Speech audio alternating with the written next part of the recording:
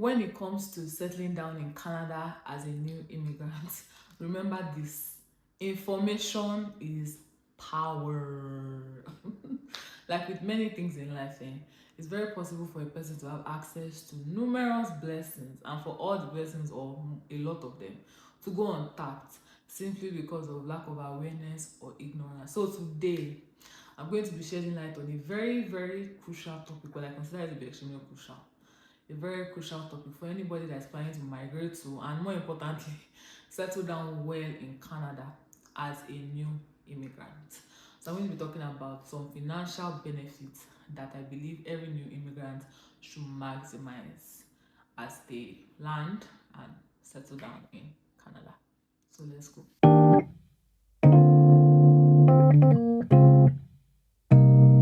Before I begin to share the financial benefits that new immigrants in Canada are entitled to, right, that you're entitled to, but that you'll be entitled to once you land. Why am I pointing? Can you see why I'm pointing? So aggressive. Anyways, before I begin to share the benefits, there are a few things I need you to know. One, they are for permanent residents, new immigrants that are permanent residents. Two, you need to have gotten your social insurance number to apply for any of these benefits. So as you're landing in Canada, getting your social insurance number should be the first thing, top on your priority. So after thanking God and worshiping the name of the Lord for bringing you safely, for actually bringing you to Canada as PR and all that, I spend time thanking the Lord. Go and get your social insurance number. Don't tarry. Don't waste time. It is very, very important. You can't do almost anything without it. Number three thing I need you to know is that you need to also declare state your annual family income from the country that you are, your annual income from in the past year, from in the country. You need to declare state the annual income from the previous year from your own country. Does that make sense? So basically, I'm from Nigeria, as a lot of you obviously know. So what I mean is that if you're coming from a country like Nigeria, you need to state, oh, so in 2022, if you're landing in, say, October 2022, this is how much my family made in the last 1 year. Do you understand? You need to state it because a lot of the benefits are dependent on family income in the previous year. Now, the reason why a lot of new immigrants qualify for many of the benefits is because a lot of new immigrants tend to come from countries that their home currency is not as strong as that of Canada's, right? So when you are converting however amount your family income was from the previous year, when you're converting into Canadian dollars, it is usually significantly lower than what an equivalent for that role or that income or whatever, what the equivalent would have been in Canada, is usually significantly lower.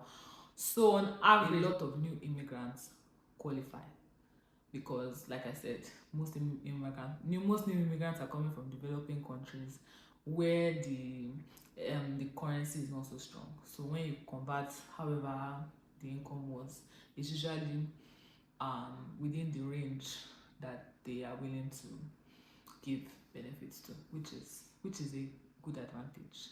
Which is an advantage. So yeah, so those are the three things I wanted you to know, before I actually start mentioning the benefits. It just occurred to me now that someone will be asking, well, do I need to declare tax before getting some of these benefits? The answer is no, right? Even on the CRA website is no. You don't need to declare tax. That was even our experience. You don't need to declare tax before you start getting these benefits. You can declare tax because if you come after the tax period, do you understand? If you come much like months earlier or something, we're only going to wait and shortchange yourself, which is very unwise. Do you understand? Because don't declare tax. You don't need to declare tax before you get it. What you need is the things I said.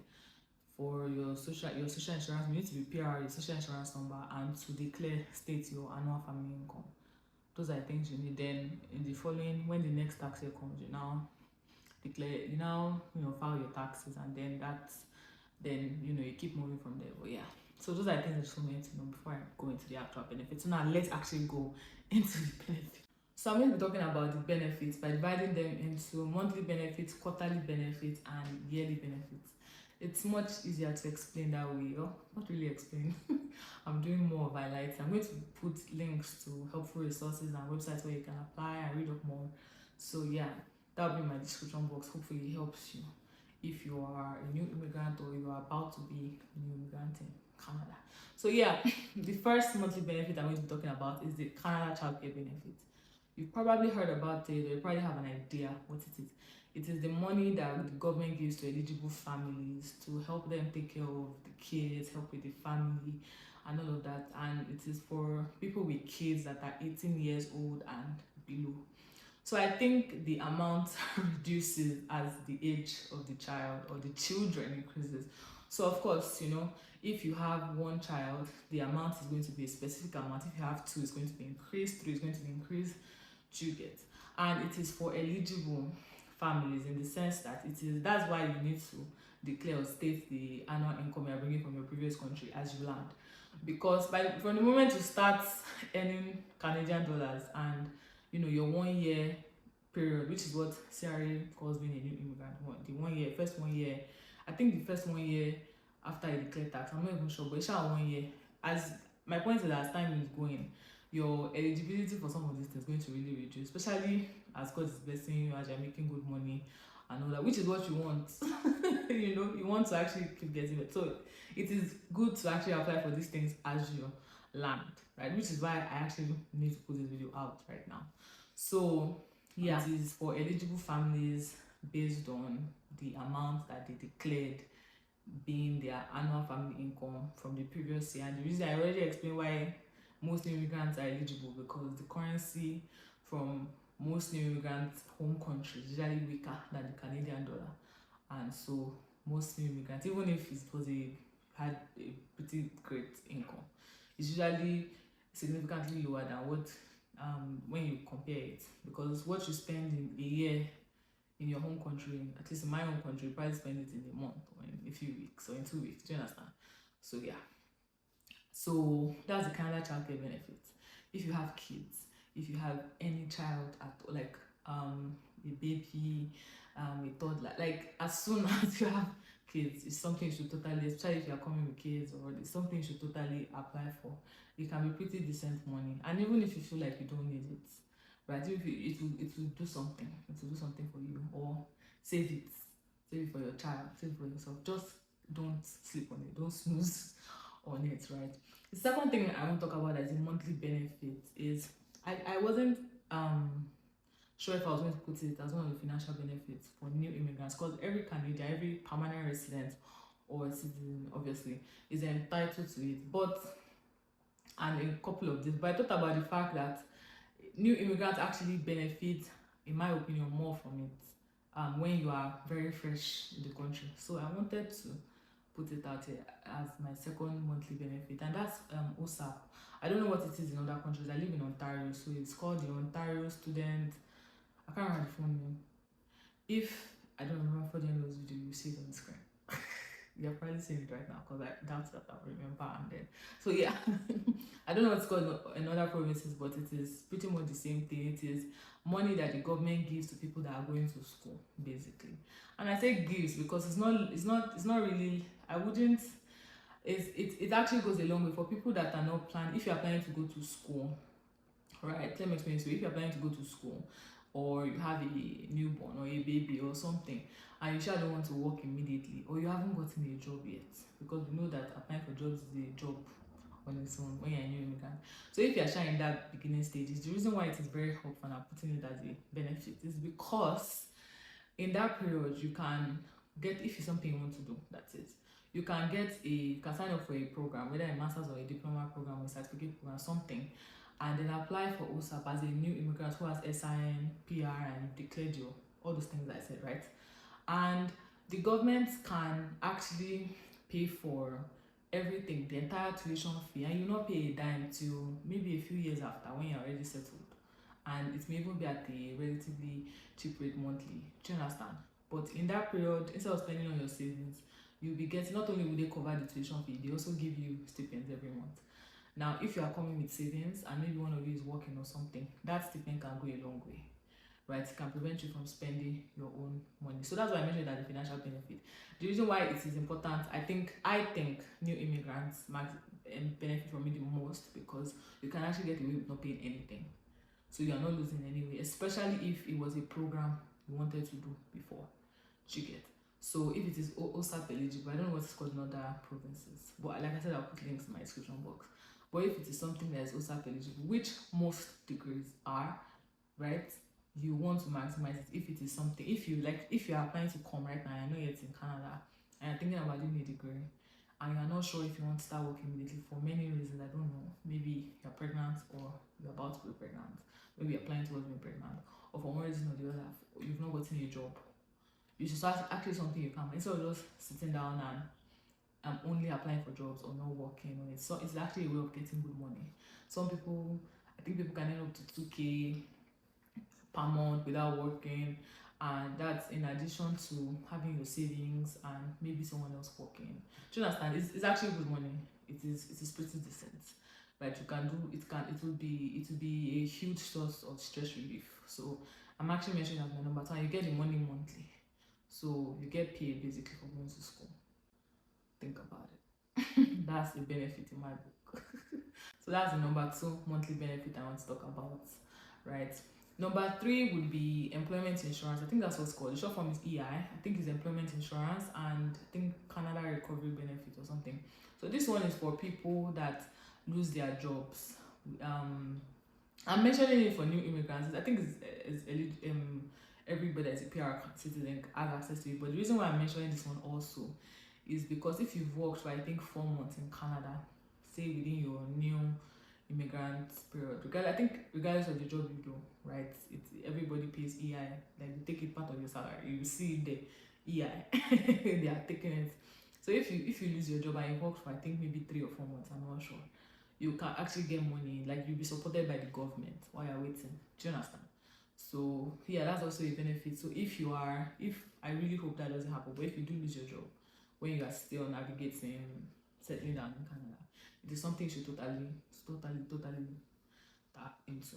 The last point that is a monthly benefit I'm going to mention right now is the healthcare benefit, healthcare coverage. So another thing I feel like you should do after getting SIN and opening a bank account and some other important things is getting a health card. I don't know what it's called in different provinces, but Ontario has it. Okay, it's not even, I don't think it's called anything different. It's just health card. Everybody has it. I just don't know. I've seen British Columbia's card before. I saw somebody with it, but I don't know what it like. I don't know what. I don't think it has any special name. It's just the health card, but it's for healthcare coverage. And the reason why I believe you should get this early as a new immigrant and maximize it is because if you do not, the health card, the healthcare coverage covers for some very pretty important healthcare things that you'll be doing, tests, appointments, many things that you'll be doing in the hospital. And you don't want, trust me, you don't want to pay out of pocket for things that the government can pay for. There are things that even your job will pay for, and some other things, and there may be significant small things. Like, you can do a whole surgery and not pay a dime. Do you get? Like, there, and these are things that already is part of the entire system and everything, and your salary and everything. So get your health card as soon as you can. The reason why I'm mentioning it, because it seems obvious, right? But the reason why I'm mentioning it is because my husband and I actually met somebody recently who they just landed in Canada. I think it had been 2 weeks, and they had not done that. They had not gotten health card, and one of their kids needed to be rushed to the hospital, and they didn't have the health card. And trust me, paying out of pocket, it's not fun. It's not cute. So please, as soon as you can, get your health card. It seems like, oh, like we'll never need to go to the hospital, and I really pray that you do not. But get your health card. You can use it for many things. Do you understand? And even checkups, tests, many things. So that's the 4th thing. And I wouldn't call it the monthly benefit, but it's more of the regular. I don't want to call it quarterly, because it's not like you're actually getting money, but you are saving money. Does that make sense? It does. Yeah. So now let's go into the quarterly benefits. So before I go into the quarterly benefits and then the yearly benefits, I want to say that there are benefits that are peculiar to provinces, right? So for Ontario, for example, there's something called the Ontario Trillium Benefit that I think it includes the energy bill, tax, property tax, and one other thing, northern something something, right? But the point is that it's share money, and if you qualify for one of the three things under the Ontario Trillium benefit, you get the money share. So it is peculiar to Ontario. It's not in every province, but you get the money monthly. And once you sign up for childcare benefits or one of the quarterly benefits I'm going to mention shortly, once you sign up for like the more basic foundational benefits, not even like the basic ones like childcare benefit and GST that I'm going to mention very soon, you automatically get, I think you automatically get the money, like they are, because they are alerts that I'll just sometimes just say like, oh, what's this one, like, do you understand? So you automatically get some of these things, but then when you now start filing for tax, you may now need to specifically apply for some things. But before you get to that stage of filing for tax, there are some benefits that are not like, I thought it's a global, not maybe not national, even though a province feels national. Canada feels international, like it's more than a country, it feels like a continent because of how big it is. But yeah, like my point is sure that there are benefits that are peculiar to provinces, like the Ontario Trillium benefits. And you can find out the ones that are peculiar to your province and also maximize them. So I just wanted to mention that before we go into the quarterly benefit. Now for the quarterly benefits, the first one I'll mention is the GST HST benefit. That's the goods, services, and tax and harmonized sales tax benefit. So it's basically money the government gives once in every 3 months, right, to eligible families to help them offset the bills, the tax they've been paying on goods and services. Isn't that sweet? Because I've said it before, Canada taxes. They're like, so imagine the government paying you back some money, and sometimes I think it's okay. It's not so bad, right? So it's money that you get once in every 3 months to offset the taxes that you've been paying. That's also not bad. You can save it, you can do whatever you want with it. So it's once in every 3 months. I think that one is like it's the whole of Canada. That one is not dependent on province, right? There's the climate action incentive. I think that one is dependent on province. I know we have it in Ontario. I think they have it in British Columbia, but I'm not sure about like I can't say for every province. Honestly, there are probably so many other benefits I don't know about in other provinces, and so many I don't even know about in Ontario as I speak to you right now. So yeah, there's that, like I was saying, is the climate action incentive, right? And it's basically money that the government also gives you to help you live in a climate friendly manner, something like that. Isn't that sweet? What a cute country! Isn't that sweet? So I think this is also one of the ones that when you apply for GST and childcare benefit, that I think they are the most basic. Like if you're not getting other ones and you have kids, you're probably getting childcare benefit. You're probably, regardless of how small, you're probably getting, like regardless of how high your income, you're probably getting, even if it's like a drop of water, but you're probably getting. And then the GST. So if you get those ones, you're likely to keep getting climate action and some others that like that. So that's another one that is quarterly, I believe, is once in 3 months. There's also some that I think they just suddenly like announce or stuff like that, that just like there was something that was delivered to our mail recently, and it was a list of, I thought it was new benefits and stuff, and they explain. And so there are some things that just come up. Like there was one that was recent, I think to help people offset groceries, because there was an increase in the price of groceries generally also. I can't remember. I can't remember if it's just Ontario generally, but there was an increase. So the government was giving everybody a one-time payment to just help offset the taxes or the money you've been spending, the increased amount of money you've been spending on grocery, right? So I think it's a one-off payment, but it was pretty decent. Do you understand? So there's stuff like that too. So yeah, it's just important to to stay informed, right? To read up some of these things, to keep your head to the ground, to be conversant with what is going on around you. Those are just some of the quarterly benefits. You can see that if you look at like the money coming from all these sources, it's pretty decent money that you can save or use to do something important. Do you understand? So this is why information is power. If you don't know, you know apply. Because when we landed, we were somewhere doing something else, and somebody there was just took interest in us and just told us so many things, explained so many things, and it was there and then that We even applied for childcare benefit. Like, it was a person that did so many things. Like, we were just like, wow. Like, we were there for something completely different. And the person, do you understand? So information is really far. I would have gone months in Canada without knowing that, or because maybe if, especially if that's not what you're thinking about right now, right there and then. So it's very important that you know, arm yourself with knowledge, then do what you will with the information you get. Yeah. So for the yearly benefits, I wouldn't really say these ones are peculiar to new immigrants, because they're not. They are for everybody in Canada, PR and citizens, but they are worth mentioning. So the first one I mentioned is the income tax refund or return that happens every year. And to get this one, you need to have filed for your taxes, right? And then there's also and I need to mention though, that the returns that are gotten the tax refunds that are gotten can be pretty significant. Don't overlook it. They can be pretty significant depending on your income, the many other factors during the last 1 year. So yeah. The next one is the TFSA, tax-free savings account, the retirement saving plan, the RSP, the ones for education for your kids. All these ones are saving plans, right? But they are worth mentioning because they're very important to know. It's very possible for a person to live in Canada for months and not know about any of these things, and hence not apply the information therein. So yeah, it is very important to know that you can actually save tax-free, and everybody has like a contribution room with certain thousands of dollars every year that you can get tax-free, like when you withdraw after a period of time you get. And then there's retirement savings plan, which is obviously, towards retirement, right?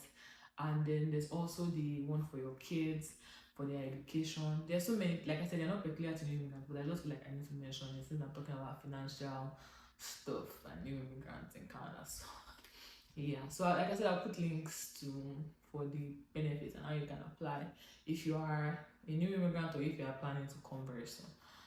I'll put links in my description box. Before I go, I need to mention that in order to keep getting the benefits after your first few months of being in Canada or your first year, you need to file for taxes. Once the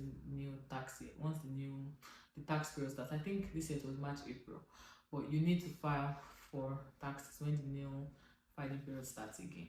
Because apart from the fact that it is it is against the law not to do that, you cannot keep getting benefits if after the government has used the annual income you filed from the year before.